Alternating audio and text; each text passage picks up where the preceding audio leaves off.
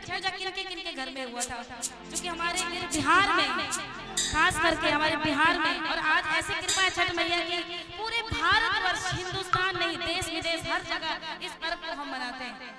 हर माताएं बहनें करती है ना। एक बार जरा दोनों हाथ उठा के जयकार लगाइएगा, बोल छठ मैया की, बोल सच्चे दरबार की। जरा ताली बजा के, क्या बात, क्या बात।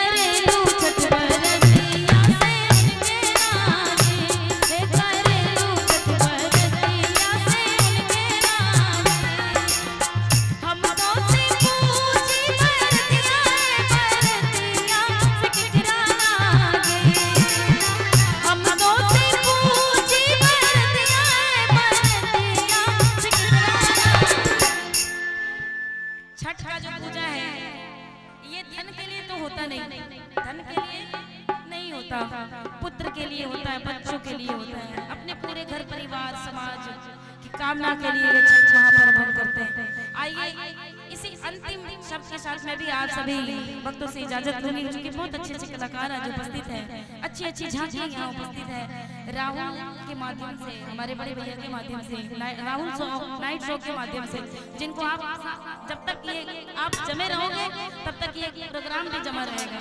आइए अंतिम लाइन में एक बार जरा हमारी मेरी माताएं बहनें एक बार जरा हाथ उठा लीजिए, एक बार हाथ उठा लीजिए मेरी माता बहनें। हमारे कुंदन भैया एक बार कैमरा मेरी माता बहने की तरफ घुमा देना, मुझे दिख नहीं रही है, बस ये अंतिम लाइन ऐसी मैं बोली, एक बार जरा हाथ उठा लीजिए। देखिए सबकी लकीर आज कैद हो जाएगी। यहाँ आने का मौका होता मैं आपके बीच आके ये भजन गाती हूँ। एक बार बोली छठी मैया की, बोल सच्चे दरबार की, और ताली बजा के मेरे साथ गाइए कि हम तो से पूछी